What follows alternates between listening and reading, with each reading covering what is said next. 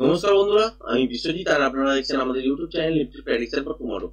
আজকের ভিডিওতে আলোচনা করব শুধুমাত্র নিফটি নিয়ে এবং দেখার চেষ্টা করব যে বাজারের ট্রেন্ড কোন দিকে, এবং তার সাথে কিছু বিশেষ আলোচনা করব। সেই জন্য ডেইলি টাইম ফ্রেম দিয়ে শুরু করছি এবং সোমবার দিনের জন্য কিভাবে ইন্টারডে ট্রেডিং সেটআপ প্ল্যান করতে পারেন সেগুলো নিয়েও আলোচনা করব।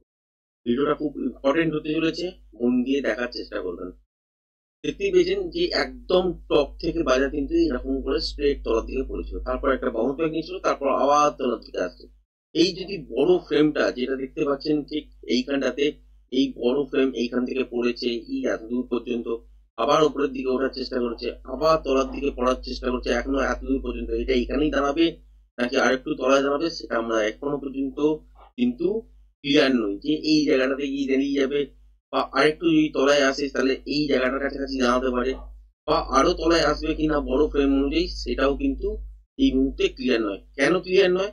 কারণ হচ্ছে বাজারের মুভ তো তলার দিকে, বুঝতেই পারছি যে তলার দিকে আসবে, কতটা আসবে সেটার জন্য কিন্তু ছোট ওয়েভ গুলোকেও আপনাকে কাউন্ট করতে হবে।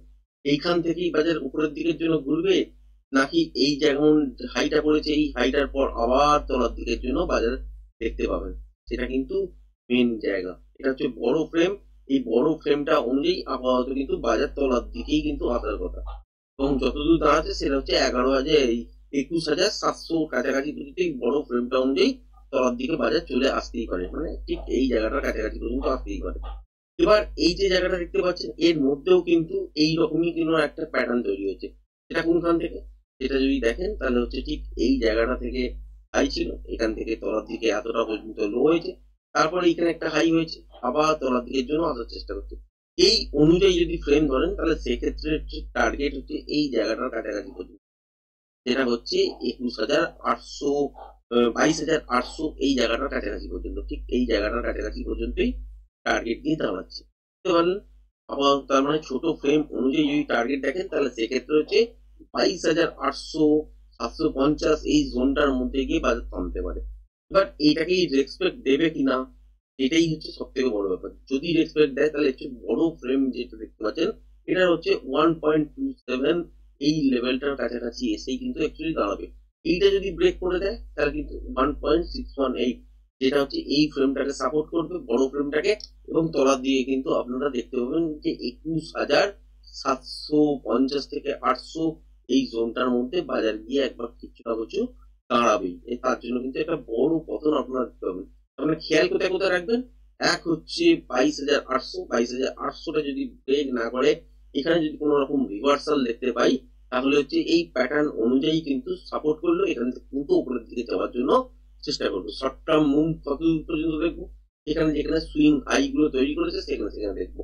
যদি বাজারে এই মুহূর্তে তলার দিকে পড়েও 100-200 পয়েন্ট, 250 পয়েন্ট যদি তলার দিকে পড়েও, সেক্ষেত্রে দেখতে পাবেন 22,800 কাছাকাছি এখান থেকে যখন বাউন্স ব্যাক করবে এইটাই তখন হাই হবে। এটা পর্যন্ত একটা টার্গেট, এটাকে পেরিয়ে যখন চলতে শুরু করবে শর্ট টার্ম অনুযায়ী আপনারা দেখতে পাবেন যে একটা বাইং ফেজ শুরু হচ্ছে। এক্ষেত্রে টার্গেট থাকবে তখন এইখানে এই সুইং হাইটার কাছাকাছি।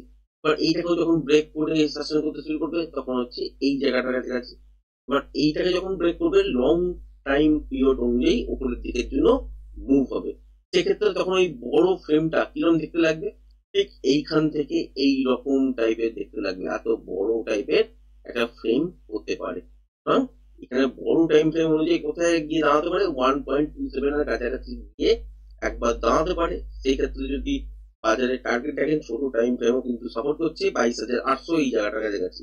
আর এই প্যাটার্নটাই যদি কমপ্লিট হইতে হয় এবং প্রজেকশন লেভেল হিসেবে তলার দিকে আসতে হয় তাহলে কিন্তু তলার দিকে বাজার আসবে এবং পড়বে। এই লেভেলটা যখন ব্রেক করে দেবে মোটামুটি খেয়াল রাখবেন যে এখান থেকে তলার দিকে কিন্তু 21,800 থেকে 700 এই জোনটার মধ্যে কিন্তু টার্গেট আপনারা পাবেন। 65, 66 এইরকম টার্গেট দেখাচ্ছে, 700 থেকে 650 এই জোনটার মধ্যে কিন্তু আপনারা দেখতে পাবেন। তাহলে বড় ফ্রেম অনুযায়ী কিন্তু দেখাচ্ছে যে তলার দিকে বাজারের জায়গা আছে 21,650, 700 এই জায়গাটার কাছাকাছি। যদি শর্টার টাইম ফ্রেম দেখেন, মানে ছোট টাইম ফ্রেম অনুযায়ী বা ছোট প্যাটার্ন, মানে প্রত্যেকটা যে ওয়েভ দেখছেন ওয়েভের ভেতরেও কিন্তু ওয়েভ আছে, সেই ওয়েভটা যদি ক্যালকুলেশন করেন ছোট ওয়েভ, তো সেই ছোট ওয়েভ অনুযায়ী 22,800 এই জায়গাটা থেকে একটা রিভার্সাল আসতে পারে। এই জায়গাটা কিন্তু খেয়াল রাখবেন। মোটামুটি তাহলে এই মুহূর্তে আমরা দাঁড়িয়ে আছি কোথায়, যে 23,200 এই জায়গাটা দাঁড়িয়ে আছি। এখান থেকে এখনো পর্যন্ত 4 পয়েন্ট ডিপ, এটা দেখবো। এবার এই ডিপটার তলায় গিয়ে ক্লোজিং হচ্ছে কিনা বা কন্টিনিউশনের সঙ্গে চলছে কিনা সেটা দেখবো। যদি হয় তাহলে হচ্ছে এক্সটেনশনে চলতে শুরু করবে এবং বড় ফ্রেমটাকে সাপোর্ট করবে তলার দিকে 21,700 650 এই জোনটার কাছাকাছি আসার জন্য। আর যদি না হয় 21,000 এই 22,800 এই জোনটার কাছাকাছি থেকেই আমরা এখান থেকে কিন্তু বাউন্স ব্যাক দেখতে পাবো।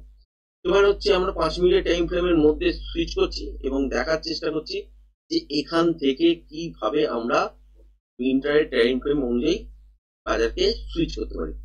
দেখুন এইখানে হচ্ছে ফার্স্ট হচ্ছে এখানে একটা সুইং হাই দেখতে পেয়েছেন, এখানে একটা সুইং হাই দেখতে পেয়েছেন, তার আশেপাশে এখানে একটা সুইং হাই আগের দিন দেখতে পেয়েছেন। যদি প্রত্যেকটা সুইং হাই ক্যালকুলেট করে দেখেন যে আগের যে সুইং হাইটা ছিল সেটা হচ্ছে এইখানে, তারপরে যে সুইং হাইটা গ্যাপ ডাউন খুলেছে কিন্তু সুইং হাই যদি ধরেন এইখানটাতে, তারপরে যে তলা থেকে ওপরের দিকে এসছে এইখানে, এখনো পর্যন্ত কিন্তু দেখতে পাওয়া যাচ্ছে এখান থেকে আবার ডিপ হয়েছে, ডিপ থেকে আবার উপরের দিকে গেছে, এই সুইং হাইটাকে কিন্তু পেরোয়নি, আবার তলার দিকে পড়েছে, আবার তো উপরের দিকে গেছে, সেক্ষেত্রে আগের সুইং হাইটা পেরোয়নি, এখনো পর্যন্ত এই সিচুয়েশন চলছে। তার মানে আমরা যদি দেখি যে কোনো কারণে এই জায়গাটা ব্রেক করে সাসপেন্ড করছে, যেটা হচ্ছে 23,280, যদি ব্রেক করে কন্টিনিউ শাসন করতে শুরু করে দেয় তাহলে কিন্তু উপরের দিকে আমরা আবার ফিরে যাব এবং দেখবো কতদূর পর্যন্ত মোমেন্টাম পেতে পারি। 23,350 থেকে 23,400 এই জোনটার কাছাকাছি পর্যন্ত আমরা টার্গেট কিন্তু উপরের দিকের জন্য পেতে পারি। এবার যদি না চলতে পারে, যদি দেখেন যে গ্যাপ আপ হয়েছে কিন্তু এই উপরের দিকে 23,280 উপরে আর চলতে পারলো না, সেক্ষেত্রে কি করবে, বাজারের মধ্যে একটা কিন্তু রিভার্সাল সাইন আসবে। রিভার্সাল সাইনটা যদি দেখতে পান তাহলে কিন্তু এখান থেকে শর্ট করা যেতে পারে এবং তলার দিকে টার্গেট এই সুইং লেভেলের কাছাকাছি পর্যন্ত, যেটা হচ্ছে 23,200। এবার এই লেভেলটাকেও যদি ব্রেক করে তলার দিকে হচ্ছে 23,159, তার মানে এটা একটা জোন, এই 40 পয়েন্ট জোনের মধ্যে যেখানে থামতে পারে। যদি দেখা যায় যে কন্টিনিউশন প্যাটার্ন এখানে আবার ইন্টারডেতে ফ্রেশ প্রাইস অ্যাকশন অনুযায়ী তৈরি করছে, তাহলে কিন্তু আবার লেভেলটাকে ব্রেক করার মাত্র আবার তলার দিকে কিন্তু 23,100 এবং এর তলাতেও চলতে থাকবে। এবং দেখতে পাচ্ছি যে যেহেতু ডাউন ট্রেন্ডের মধ্যে আছে, ছোট টাইম ফ্রেম অনুযায়ী আমরা কি চেষ্টা করব, এখানে কিন্তু কোয়ান্টিটি বিল্ড আপ করার চেষ্টা করবো হচ্ছে ডাউন সাইডের ট্রেডের দিকে। আপসাইডের ট্রেড যদি পাইও সেখানে কিন্তু কোয়ান্টিটিকে আমরা ম্যানেজ করব, মোটামুটি কোয়ান্টিটি সাইজ কম রাখবো এবং স্ক্যালপিং আকারের ট্রেডটাকে ট্রেড করব।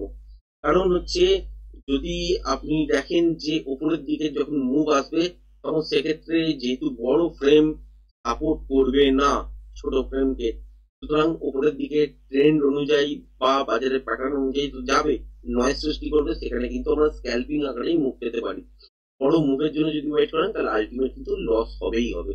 আর যদি ট্রেন্ডের দিকে থাকি তাহলে কিন্তু উপরের দিক থেকে তলার দিকে যখন পড়বে তখন কিন্তু মোমেন্টাম পাবেন এবং সেখানে কোয়ান্টিটি যেহেতু ট্রেন্ড সাপোর্ট করছে বড় ফ্রেম অনুযায়ী যে ডাউন ট্রেন্ডের দিকে, তাহলে ডাউন ট্রেন্ডের ট্রেড গুলো যদি কোনো রাইজিং হাই যখন হবে, মানে মোটামুটি হায়ার হাই ফরমেশন না হলেও যেখানে গিয়ে দেখবেন যে মোটামুটি একটা টপ হয়েছে বা একটা দেখলেন যে হায়ার হাই পজিশনের কাছাকাছি পর্যন্ত গেছে, সেখান থেকে আপনারা শর্ট করতে পারেন।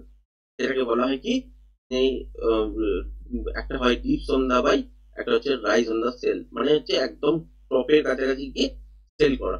তো সুতরাং এই মেথডটা এইখানে গিয়ে কাজ হবে। এবার তলার দিকে যদি দেখেন যে গ্যাপ ডাউনেই খুলেছে বা ফ্ল্যাট খুলে তলার দিকে এসছে, তাহলে কিন্তু খেয়াল রাখবেন 23,160 এই জোনটা, এই জোনটাকে কিভাবে ব্রেক করছে। যদি দেখেন যে গ্যাপ ডাউনের সঙ্গে খুলে তলার দিকে ব্রেক করেছে, তাহলে একটা উপরের দিকের জন্য রিটেস্ট করতে পারবেন। হওয়ার পর যখন আবার লেভেলটাকে ব্রেক করবে সেক্ষেত্রে আপনারা ট্রেড করতে পারেন এবং টার্গেট হিসাবে 21,100 23,100টা ব্রেক করে দিলে তলার দিকে হচ্ছে দেখতেই পাচ্ছেন জায়গা এই এত দূর পর্যন্ত, যেটা হচ্ছে 23,050, তার মানে 23,100 এইখানে একটা জায়গা, 23,050 এই লেভেলটাকে ব্রেক করে যদি মোমেন্টামের সঙ্গে চলে তাহলে এত দূর পর্যন্ত আসতেই পারে।